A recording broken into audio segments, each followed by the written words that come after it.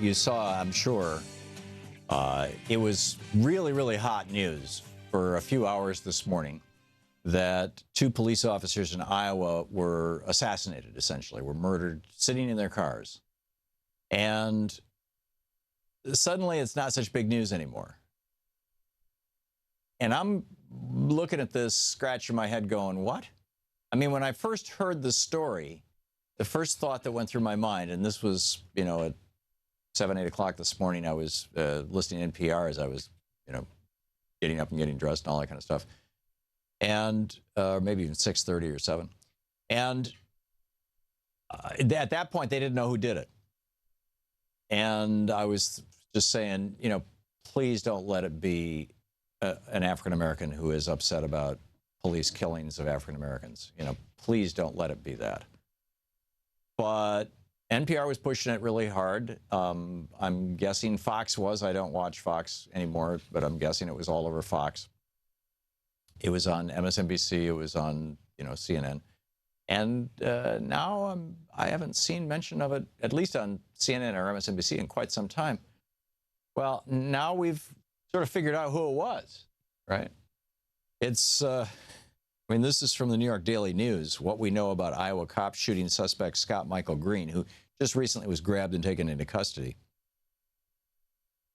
The suspect, apparently what happened was this white guy took a Confederate flag to a high school game and in Urbandale, Iowa. It says it was an athletic event at the city's high school. I don't know the details beyond that.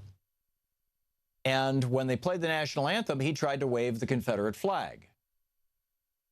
And a fellow using his name on a website that has his name made a video using his name, although he doesn't appear in the video, it's just his voice, in which he says that it was black people who took his flag away from him and police who manhandled him, telling him that he was creating a disturbance and kicked him out. So it looks to me, I don't know this guy and I don't know all the details, and I'll just say that right up front, and the reporting on this has been very, very sketchy. But it looks like it was a white guy who killed two police officers because he was upset because they took away, not these two specific police officers, he was just, PO'd cops because the police at the athletic event had taken away his Confederate flag. Now, why would the news not be covering that? Well, because it doesn't fit with their narrative. Their narrative is that the anti-police violence in this country is being done by black people, by people of color. And the reality is that most of the terrorist incidents in this country have, since 9/11, have been done by white people who call themselves conservatives. Look at the FBI statistics. And so this doesn't fit into the media narrative, and so the media is kind of, let's just kind of keep, let's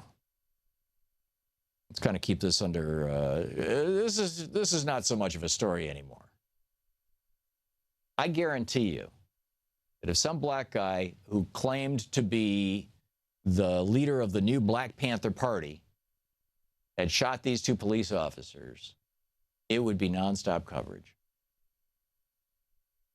Now, this takes me back to something that I was talking about yesterday that I think is a really important point, which is, racism in the media and racism and racial bias, shall we say, in our coverage of events and the way that we talk about things. And that goes back to money. The television networks are programming, by and large, for the people. They want the viewers that their advertisers are buying from them. Right? When an advertiser goes to a television station or a television network or a radio station for that matter and says, okay, we're going to buy these ads, and we want to reach X, right? Well, typically they want to reach people who are 18 to 54, white, middle class, with disposable income. That's the sweet spot, right? Particularly for television. And so what you end up with is programming being designed for white people. And narratives that are not, that don't draw that audience tend to be ignored. And I think that that's just tragic. And I think it's, this is why things like the Fairness Doctrine, which is, of course, government interference in the media, are actually useful. It's just like, government interference in the marketplace. Okay, in California right now, there's a ballot issue that the pharmaceutical companies are spending millions of dollars to try to defeat. It says that when pharmaceutical companies sell drugs to the state of California for its Medi-Cal program, it's California's Medicare, version of Medicaid, that when they buy these drugs, they pay the same price that the Veterans Administration or some other federal agency, I believe it's the VA, has negotiated. Which is not unprofitable to the drug companies, but it's not wildly rip-off profitable the way that they've got it right now, which is what they want. So the people are rising up and saying, hey, wait a minute, we don't want this. But the drug companies are major television advertisers.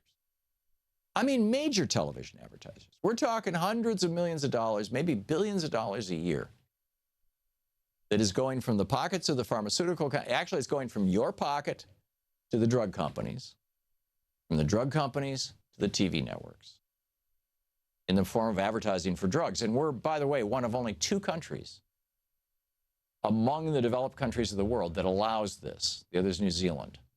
We're one of only 2 countries in the world that allows pharmaceuticals to be advertised on television. But if you're wondering why you're seeing virtually no coverage of this case in California, of this story in California, which really should be a national story. I mean, this is we the people of California standing up and saying, damn it, we're sick and tired of this, of being ripped off on our pharmaceuticals. And I mean, this was not the legislature. Right, I believe this is a citizen ballot initiative, and it's possible the legislature put it on the ballot. I could be wrong on that. I'm not an expert on this thing, but I have I've read the stories on it. You have too. And so whether it's this are they going to do coverage of Scott Michael Green, and is that going to lead to a discussion about white right-wing terrorism and the Confederate flag as its symbol? And all that kind of stuff, and its contamination of American politics. That's not going to happen. They don't want to offend their viewers, and and similarly, hey, exposing the drug companies for the millions of dollars they spend. Well, most of that money is going right to the television stations in California anyway. Right. So why would they do a story on that? It is really mind-boggling when you get right down to it, whether it's institutional racism or whether it's institutional rip-off everybody-ism. At the end of the day, it comes down to profit. And when profit becomes corrosive, becomes cancerous, somebody has to regulate it, and it should be us.